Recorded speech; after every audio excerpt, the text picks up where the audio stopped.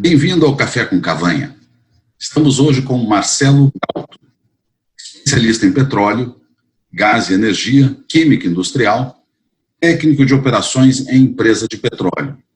Boa tarde, Marcelo Galto.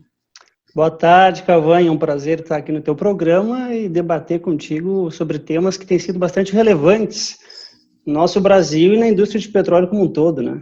Como um todo. Prazer também, Marcelo. Obrigado aí por ter aceito o convite de conversar um pouquinho com a gente.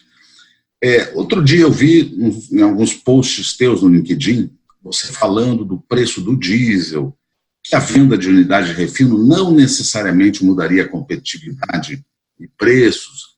Qual é exatamente a visão que você tem sobre isso, Marcelo? Essa questão do diesel especificamente, né? Hoje a gente está um tanto refém da oscilação do barril de petróleo e o governo federal se sente pressionado pelos caminhoneiros. A questão por que vender refinaria, eu imagino assim que não vai trazer competitividade. Primeiro, uma questão prática é a distância que a gente tem hoje de uma refinaria para outra. Nós temos 13 grandes refinarias da Petrobras e mais 3 privadas muito pequenas, né? Mas elas são muito distantes, centenas de quilômetros umas das outras. Elas não estão interligadas por dutos, ou o modo de escoamento delas não é prático no sentido de tu promoveres a concorrência nesse sentido. A exceção a isso é São Paulo. São Paulo a gente tem 4 refinarias da Petrobras. Ali, se você hoje privatiza 2 refinarias, ali o negócio vai pegar fogo. Realmente a gente vai promover concorrência. Mas é uma exceção. É o estado de São Paulo que a gente tem essa configuração por ser o maior polo, tanto produtor quanto consumidor de combustíveis. Então a questão primeira é essa, é a questão logística, distâncias. A segunda questão que eu vejo em relação ao preço do diesel é que hoje a Petrobras já pratica um preço de paridade ou próximo disso, mas historicamente a estatal pratica preço subsidiado, ou seja, abaixo do preço de importação. Então, como é que você vai colocar um agente que você está só trocando de mão a refinaria que hoje é Petrobras, amanhã pode ser da Shell ou da BP, ou seja lá quem for que vai comprar. Se você só troca a titularidade e você tem preços que historicamente eram subsidiados, você vai partir do preço daí para cima. Então é muito difícil de você dizer que isso vai melhorar em termos de competitividade. Num país que inclusive é deficitário em diesel. Então como é que a gente vai promover preços mais baixos em longas distâncias, em uma situação que eu tenho déficit daquele combustível? É muito complicado. Então, do ponto de vista prático, a gente não resolve isso tão cedo, infelizmente. Marcelo, grande parte do óleo bruto que nós produzimos, ele não consegue ser refinado no Brasil, me parece, hoje em dia, eu não tenho tanta informação. Essa questão é uma dúvida muito recorrente. No LinkedIn, ela volta e meia aparece, e eu volta e meia rebato. Antigamente, a bacia de Campos produzia petróleo, a gente chama de baixo API, é um petróleo pesado, né? Que rende frações mais pesadas, ou seja, rende menos diesel, rende menos gasolina, rende menos GLP. Isso é uma coisa do passado. O pré-sal trouxe para nós um óleo médio-leve. Então, hoje, a gente consegue processar 90% do processamento brasileiro de petróleo no refino é petróleo brasileiro. Se você pega as curvas de 20 anos atrás, vai ver que metade do que a gente usava era importado, porque a refinaria precisava de um blend de óleo leve com o nosso óleo pesado para fazer a produção. Só que hoje a gente produz óleo leve, principalmente vindo da Bacia de Santos, dos 2 maiores campos produtores, Sapinhoá e o campo de Lula, né? Então, quer dizer o seguinte, que hoje a gente melhorou esse perfil de importação, quer dizer, é menos remanente, mas a gente continua ainda com uma produção muito menor dos campos de óleo pesado, Marlim Sul, aquela coisa toda. Aquilo a gente exporta ainda, porque não teria refino local, é isso? Marlim Sul, Albacora, Barracuda, que são ainda alguns campos de óleo bastante pesados, eles estão com a produção, inclusive, declinantes, né? A curva de produção são campos maduros. A Petrobras, inclusive, já vendeu uma participação grande em Marlim, em parceria com quem tem expertise em recuperar, em aumentar o fator de recuperação de campos maduros, né? Com uma perspectiva de que a gente consiga tirar um pouco mais de óleo dali. Mas eles ainda produzem? Sim, cada vez menos. O pouco que eles ainda produzem, uma parte a gente exporta, um outro tanto a gente ainda utiliza nas nossas refinarias. Porque o nosso parque de refino, ele foi, de certa forma, também adaptado para processar esse óleo que era mais pesado. Então, se instalou unidades de coqueamento, se instalou unidades de craqueamento de resíduos. Então, a gente também fez essa adaptação ao longo dos anos. Agora, nós temos, Marcelo, quer dizer, então, você falou que nós temos carência de diesel, a gente tem muita demanda de diesel, é isso? Temos muita carência de diesel. E a Petrobras também baixou um tanto de carga nas refinarias e essa carência de importação aumentou. Mas se a gente pega o ano de 2014 foi o ano que o refino de petróleo atingiu 98% de carga. Isso é muito próximo do limite físico, né, das refinarias. Naquele ano, a gente conseguiu refinar e produzir 49 bilhões de litros de diesel no ano. Ou seja, aquele era o nosso limite físico, 49 bilhões de litros. Naquele ano, o consumo foi de 60. Então, nós importamos 11 em 2014. De 2014 para cá, o Brasil entrou numa recessão, então o consumo de diesel caiu, né? A Petrobras baixou um tanto de carga, então, de modo geral, a gente ainda continua importando próximo dos 10 bilhões de litros anuais de diesel para fechar a conta de consumo de diesel. Isso é em percentuais quanto? 20% do nosso consumo de diesel hoje é importado. Isso pesa na conta na hora de fazer o preço, né? A importação de derivados, ela está aberta para qualquer um. Por que Exato. Importadores privados para isso? Olha, eu diria que importadores privados existem hoje, tá? E deu para ver bem isso nos anos de 2016, 2017, quando Pedro Parente acabou assumindo a presidência da Petrobras. Logo em seguida ele fez a questão de botar os preços em paridade, né? Ali deu para ver bem a força dos importadores. A Petrobras teve que disputar mercado quando ela subiu o preço. Então eu digo assim, na importação a gente tem gente trabalhando e trazendo, só não tem mais porque eventualmente o governo acaba interferindo. Quem é que vai importar a preço menor que o custo? Só estatal, a manda do governo. O que a gente não conseguiu, passados 22 anos do fim do monopólio no refino, o que a gente não conseguiu foi atrair gente para construir refinarias no Brasil, né? A gente tem um déficit aí em função... Hoje, a gente importa 500 mil barris dia de derivados de petróleo, entre eles diesel, né? E por que não se investe no refino? Porque não precisa? Porque nosso consumo está topado junto com o volume de refino? Olha, hoje que estamos em recessão, a gente, mesmo colocando refinarias a 100% de carga, o que seria fisicamente impossível, se opera o refino a 100%, a gente ainda assim teria um déficit pequeno. O nosso déficit hoje é 500 mil barris. Então, eu teria espaço para construir 5 refinarias de 100 mil barris ou 2 de 250. Bom, a gente tem que ver onde é o melhor arranjo. Por que a gente não consegue atrair, né? Essa é uma pergunta que tem várias vertentes. A primeira delas é a interferência da estatal.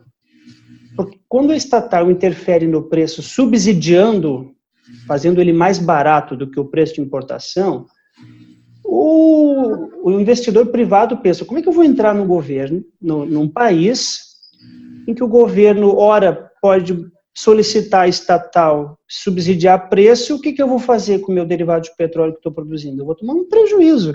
E isso, eu acabei analisando os números de Manguinhos, da refinaria rio-grandense e da Dax Oil, que são os 3 refinadores que ainda sobrevivem bravamente no mercado brasileiro. Eles amargaram prejuízo no período em que a Petrobras subsidiou preços. Então, a gente não consegue, muito em função da interferência do próprio governo no mercado, né? Ele não criou condições para que a gente fizesse isso. As políticas públicas. Exato. Eu acho interessante, assim, quando você olha o modelo chinês, né, a China é um país comunista. Todo mundo sabe disso. A China conseguiu, em 20 anos, atrair investidor privado para o refino dela. Hoje, 40% do refino de petróleo na China é de refinador independente. Quer dizer, eles mesmo sendo bastante ortodoxos em relação à economia, eles conseguiram fazer essa transição de forma a onerar menos a sociedade e atrair investimento privado. E a gente, em 22 anos, ainda não conseguiu. Né?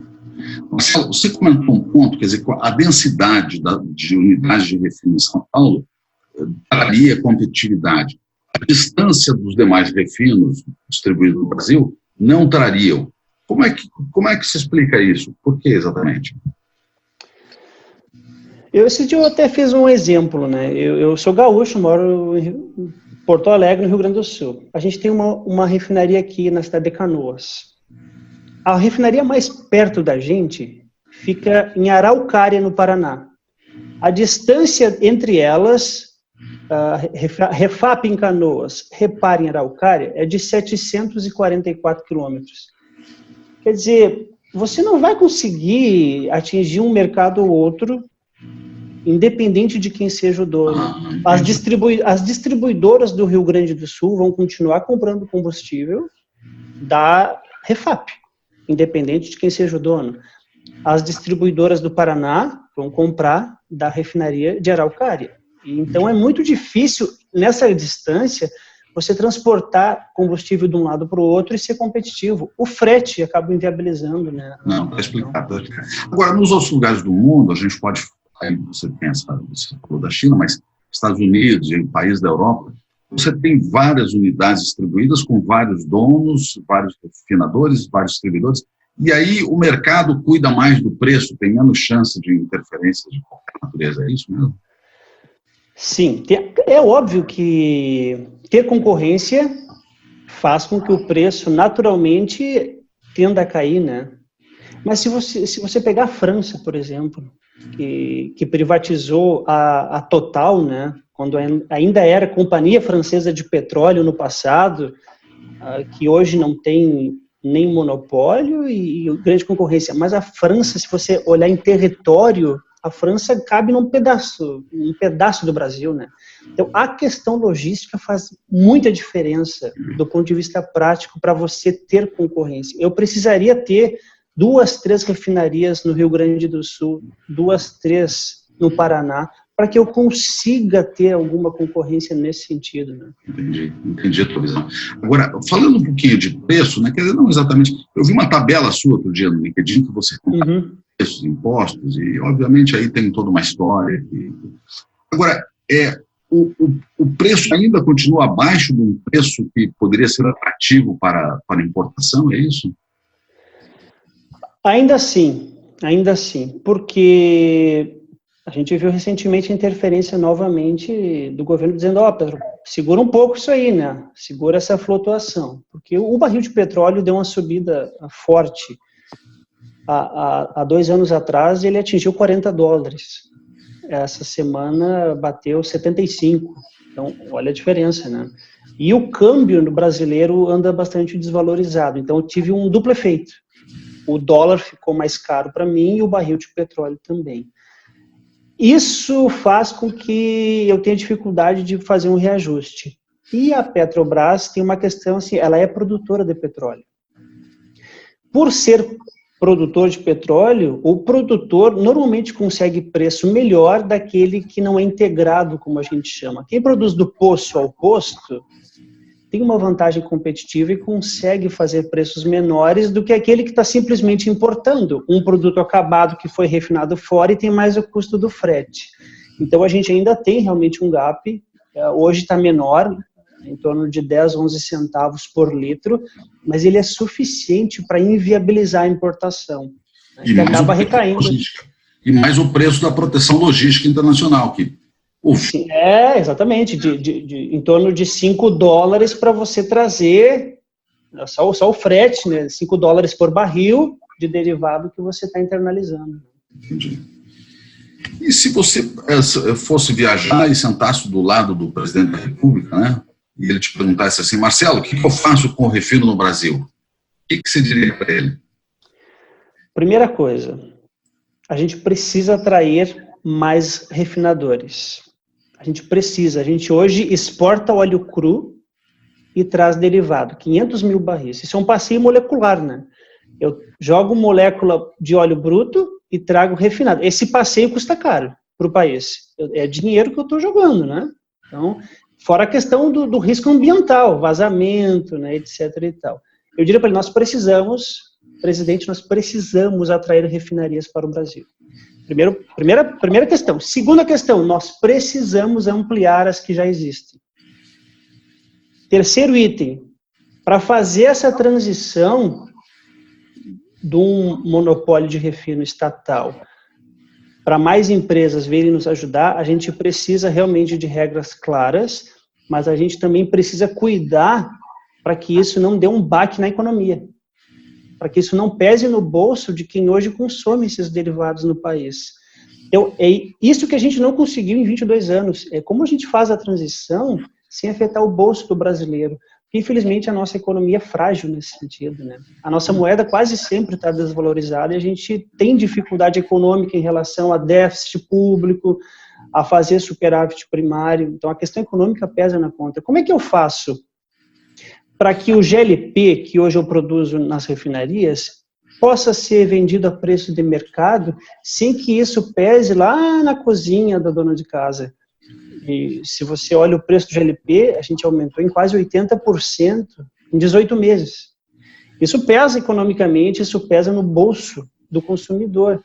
Então, o cuidado que o governo tem que ter é em fazer uma transição para esse modelo, de forma a atrair o investidor e de forma a não onerar. Tem como, mas a gente sabe que, infelizmente, muitas vezes a discussão vira ideológica ou política.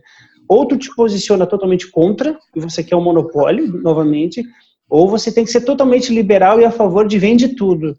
Existe um meio termo que tem que ser feito, que é, eu não preciso desintegrar, de certa forma, a estatal, como eu também não preciso que ela seja dona de tudo. Entendi a visão. Tá bom. Eu acho que o presidente da República vai mandar o voo mudar de direção, voltar para São Paulo e fazer alguma coisa. É o que a gente espera. Bom, Marcelo Galto, eu gostaria de agradecer esse nosso papo. Eu acho que você conseguiu expor assuntos bem interessantes para as pessoas poderem debater e discutir. Muito obrigado.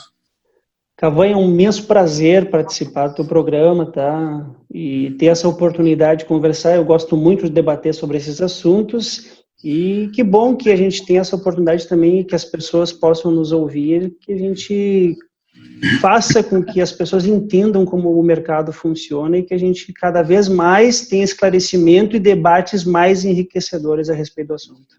Certo. Obrigado. Boa tarde a todos. Muito obrigado. Boa tarde.